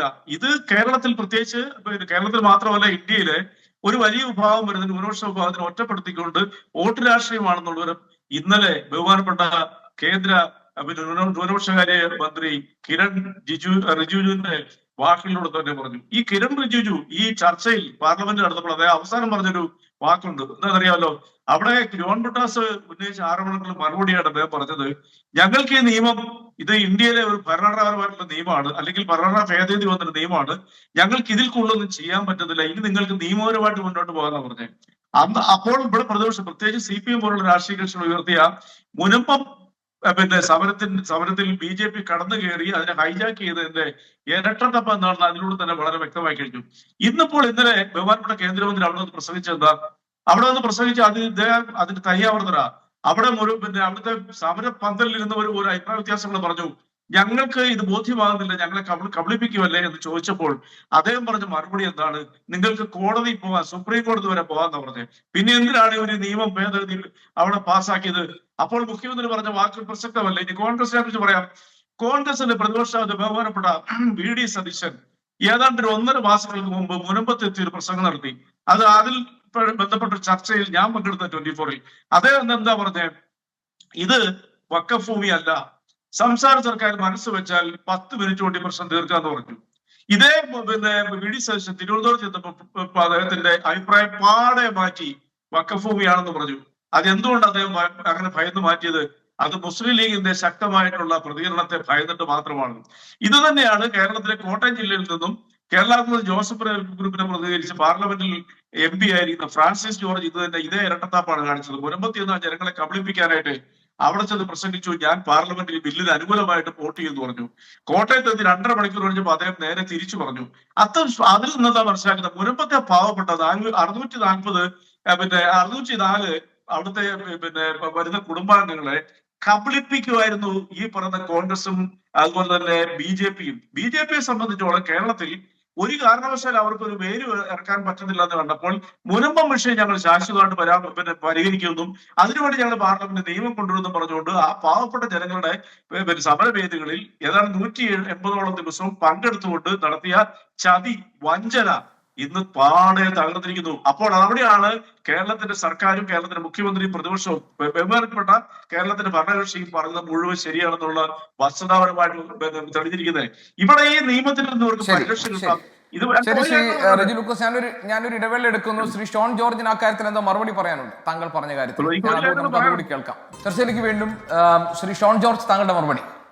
അതായത് ഇവിടെ ഇരട്ടത്താപ്പിനെ കുറിച്ച് പറഞ്ഞു. ഈ കഴിഞ്ഞ ആഴ്ച നടന്ന ഒരു സംഭവം മാത്രം ഒന്ന് വിശദീകരിച്ചാൽ നിങ്ങൾക്ക് കാര്യം മനസ്സിലാവും. ട്രിബ്യൂണലിൽ കഴിഞ്ഞ ആഴ്ച ട്രിബ്യൂണൽ ഓപ്പൺ കോർട്ടിൽ ജഡ്ജി ചോദിക്കുകയുണ്ടായി, നിങ്ങൾക്ക് 1954 രജിസ്റ്റർ ചെയ്യാമായിരുന്ന ഈ വസ്തു എന്തുകൊണ്ട് വഖഫ് ബോർഡ് രജിസ്റ്റർ ചെയ്തില്ല? അതിനുശേഷം 1987 വിറ്റ വസ്തു ഇതിന് എന്തുകൊണ്ട് ഞങ്ങളുടെ പെർമിഷൻ ഇല്ലാതെയാണ് ഈ വസ്തു വിറ്റെന്നുള്ള വാദം വഖഫ് ബോർഡ് അവിടെ ഉന്നയിച്ചപ്പോൾ നിങ്ങൾക്ക് 1987 നിങ്ങൾക്കിതിന് ടൈറ്റിൽ ഇല്ലായിരുന്നല്ലോ എന്ന വാദമുഖം കോടതിയിൽ നിന്നുണ്ടായപ്പോൾ അവർ പറഞ്ഞു 1967 കോടതി വിധി, പറവൂർ സബ് കോടതി വിധി ഇവിടെ തെളിവായിട്ട് സ്വീകരിക്കണമെന്ന് പറഞ്ഞു. ആ സാഹചര്യത്തിൽ ഈ കഴിഞ്ഞ ആഴ്ച കേരള ഹൈക്കോടതിയിലെത്തി ഈ വഖഫ് ബോർഡ് ഈ വിധി പറയുന്ന 26-ാം തീയതി വരെ, ഈ അടുത്ത മാസം 26-ാം തീയതി വരെ സ്റ്റേ മേടിച്ചു. എന്താണ്? ആ ഇരിക്കുന്ന ജഡ്ജ് 16-ാം തീയതി റിട്ടയർ ചെയ്യാൻ. ഇവരുടെ ദുഷ്ടമനസ്സ്, ഈ സംസ്ഥാന സർക്കാരിൻ്റെ കീഴിലുള്ള വഖഫ് ബോർഡ് കാണിച്ച ദുഷ്ടമനസ്സ്. അല്ലെങ്കിൽ ഈ 10 ദിവസത്തിന് ഈ പറയുന്ന പോലെ 20-ാം തീയതിക്ക് മുമ്പ് അവിടെ നീതി ലഭിക്കുമായിരുന്നു. ഇവിടെ മുസ്ലിം ലീഗിൻ്റെ പ്രതിനിധി രണ്ടാമത് പറഞ്ഞു, അവിടെ പാണക്കാട് തങ്ങൾ ഇത് പറഞ്ഞു, ഞങ്ങളുടെ വഖഫ് ഭൂമിയല്ല. പാണക്കാട് തങ്ങൾ പറഞ്ഞതിൻ്റെ 5-ാമത്തെ ദിവസം പാലക്കാട് ബൈ ഇലക്ഷൻ കഴിഞ്ഞ് പിറ്റേ ദിവസം ലീഗിൻ്റെ സംസ്ഥാന ജനറൽ സെക്രട്ടറി കൂടിയ E.T. മുഹമ്മദ് ബഷീറും ലീഗിൻ്റെ സമന്വയ നേതാവ് KM ഷാജിയും പറഞ്ഞു, അത് വഖഫ് ഭൂമിയാണ്, അവിടെ ഒന്നും നിങ്ങളെ കുടിയൊഴിപ്പിച്ചേ പറ്റൂ. പ്രിയങ്കരനായ നമ്മുടെ സുപ്രീം കോടതി അഭിഭാഷകൻ ശ്രീ അഡ്വക്കേറ്റ് പ്രശാന്ത് പത്മനാഭൻ, ഞാൻ ബഹുമാനിക്കുന്ന അങ്ങനെ ഒരു മതേതരത്വ സ്വഭാവത്തോടുകൂടി അങ്ങ് സംസാരിക്കുന്നത്, ഞങ്ങൾക്കും ആ ചിന്താഗതി തന്നെയാണ്. പക്ഷേ ഇവർ വ്യാഖ്യാനിക്കുന്ന അങ്ങനെയല്ല എന്നുള്ളേ ഉള്ളൂ. ഒരു കാര്യം പറയട്ടെ പ്രശാന്ത് സാറേ, ഇതൊരു സമവായത്തിലൂടെ പരിഹരിക്കാൻ കഴിയുമെന്ന് നിങ്ങൾ പറയുന്നു. ഈ സമവായത്തിലൂടെ ഞാനും നിങ്ങളും വഖഫ് ബോർഡും മുനമ്പം ജനതയും ഒരുമിച്ചിരുന്ന് പരിഹരിക്കാൻ കഴിഞ്ഞിട്ട് ഇത് പരിഹരിച്ച് ഇപ്പോൾ ഉണ്ടായ ഭേദഗതിയിലൂടെ സെക്ഷൻ 40 ഡിലീറ്റ് ചെയ്യപ്പെട്ടില്ല എങ്കിൽ ഇത് 100 വർഷം കഴിഞ്ഞാലും 200 വർഷം കഴിഞ്ഞാലും 500 വർഷം കഴിഞ്ഞാലും മുനമ്പം ജനതയുടെ തലയിൽ ഒരു വാളായി ഈ പ്രശ്നം തൂങ്ങിക്കിടക്കുമെന്നുള്ള കാര്യത്തിൽ ഒരു സംശയമില്ല. അത് എനിക്കും സംശയമില്ല, നിങ്ങൾക്ക് സംശയമില്ല. അപ്പോൾ ഈ ഭേദഗതി ഭരണഘടനാ വിരുദ്ധമായ നിയമങ്ങളെ മാറ്റാനുള്ള ഭേദഗതി ആയിരുന്നു എന്ന് ഇനിയെങ്കിലും അംഗീകരിക്കാൻ അങ്ങെങ്കിലും മനസ്സ് കാണിക്കണം. അതുപോലെ ഇവിടെ ഇവിടെ അദ്ദേഹം സൂചിപ്പിച്ചു, ബഹുമാനപ്പെട്ട കേന്ദ്രമന്ത്രി കിരൺ റിജിജു ഇവിടെ വന്നപ്പോൾ അദ്ദേഹം ഇവിടെ വന്ന് കരിമീൻ തിന്നാൻ പോയതാണ്. അതിനെക്കുറിച്ച് ഒരു തമാശയായിട്ട് പറയട്ടെ, കരിമീൻ തിന്ന സർക്കാർ ചെലവിലല്ല, സമ്മേളനം ബഹുമാനപ്പെട്ട സംസ്ഥാന പ്രസിഡന്റ് പോക്കറ്റിലെ കാശെടുത്താണ് അങ്ങേർക്ക് കരിമീൻ മേടിച്ചു കൊടുത്തത്. അത് വേറെ കാര്യം, അതല്ല ഇവിടെ വിഷയം. അദ്ദേഹത്തെ സംബന്ധിച്ചിടത്തോളം കോടതിയുടെ പരിഗണന, ഇവിടെ മുനമ്പത്തുനിന്നുള്ള പ്രതിനിധി പ്രിയങ്കര റോയ് ഇവിടെ സൂചിപ്പിച്ചു, ഇത് ബഹുമാനപ്പെട്ട ഹൈക്കോടതിയിൽ 2 കേസുകൾ ട്രിബ്യൂണൽ കേസ് പെൻഡിങ് ചെയ്തു. ഒരു ക്യാബിനറ്റ് മിനിസ്റ്റർ ഇവിടെ വന്നിട്ട് നാളെ രാവിലെ ഈ നിയമം പ്രാബല്യത്തിൽ മുനമ്പം ഫ്രീ ആകട്ടെ എന്ന് പറഞ്ഞാൽ ഇത് മാജിക്കൊന്നുമല്ല. ഇവിടെയുള്ള സാമാന്യ വിവരമുള്ള എല്ലാ ആളുകൾക്കും മനസ്സിലാവും, നിയമത്തിൻ്റെ പരിരക്ഷയുള്ള അല്ലെങ്കിൽ ഒരു നിയമനിർമ്മാണം നടന്നു കഴിഞ്ഞാൽ അതിന് റൂൾസ് ഉണ്ടാകണം. ആ റൂൾസ് ഉണ്ടാകുമ്പോൾ എന്തൊക്കെയാണ് ആക്റ്റിൽ വന്നിട്ടുള്ളതിനെ സംബന്ധിച്ചിടത്തോളം വളരെ വിശദമായ ഡിസ്ക്രിപ്ഷൻ ഉണ്ടാകും. ആ റൂളിൻ്റെ അടിസ്ഥാനത്തിലാണ് അതാത് സംസ്ഥാന വഖഫ് ബോർഡുകൾ അവരുടെ റൂളുകൾ ഫ്രെയിം ചെയ്യേണ്ടത്. അതിൻ്റെ അടിസ്ഥാന നിയമമുണ്ടാകും. ഇന്നലെ അദ്ദേഹം കൃത്യമായി പ്രസംഗിച്ചു, ഇവിടെ റൂൾ ഉണ്ടാകും, ആ റൂളിൽ മുനമ്പം ജനതയെ രക്ഷിക്കാനുള്ള കൃത്യമായ നിർദ്ദേശങ്ങൾ ഉണ്ടാകുമെന്നും അതിൽ കൂടുതൽ അതെല്ലാം പറഞ്ഞിട്ടുണ്ട്. പക്ഷേ നിയമ ഭേദഗതിയിലെ വ്യവസ്ഥകളിന്മേൽ സുപ്രീം കോടതി നടത്തിയിട്ടുള്ള നിർദ്ദേശങ്ങൾ, സുപ്രീം കോടതി നടത്തിയ പരാമർശങ്ങൾ, മുന്നോട്ട് വെച്ച നിർദ്ദേശങ്ങൾ, അതൊക്കെ ഇടക്കാല ഉത്തരവായി പുറത്തിറങ്ങിക്കഴിഞ്ഞാൽ അത് എങ്ങനെയാണ് മുനമ്പത്തെ ജനങ്ങളുടെ ഈ ഭൂമിയിന്മേലുള്ള അവകാശത്തിനായിട്ടുള്ള അവരുടെ പോരാട്ടത്തെ ബാധിക്കാൻ പോകുന്നത്? എങ്ങനെയാണ് കേരളത്തിലെ മറ്റ് രണ്ട് മുന്നണികളും അത് സ്വീകരിക്കുക, എങ്ങനെയായിരിക്കും കേന്ദ്ര സർക്കാർ അതല്ലെങ്കിൽ BJP ആ വിഷയത്തോട് പ്രതികരിക്കുക, ഇതൊക്കെ തന്നെ വഖഫ് വിഷയത്തെ കുറെ കൂടി സങ്കീർണമുള്ളതായി ഒരുപക്ഷെ മാറ്റിയേക്കാം. വലിയ വഴിത്തിരിവിലേക്ക് വഖഫ് വിഷയം എത്തി നിൽക്കാനുള്ള സാധ്യതയും നമുക്ക് മുന്നിൽ കാണാൻ കഴിയും. ഈ ചർച്ചയിൽ പങ്കെടുത്ത എല്ലാ അതിഥികൾക്കും നന്ദി. എൻകൗണ്ടർ പ്രൈമിൽ ഇവിടെ പൂർത്തിയാകുന്നു. മറ്റൊരു വിഷയവുമായി നാളെ ഇതേ സമയം. Good night.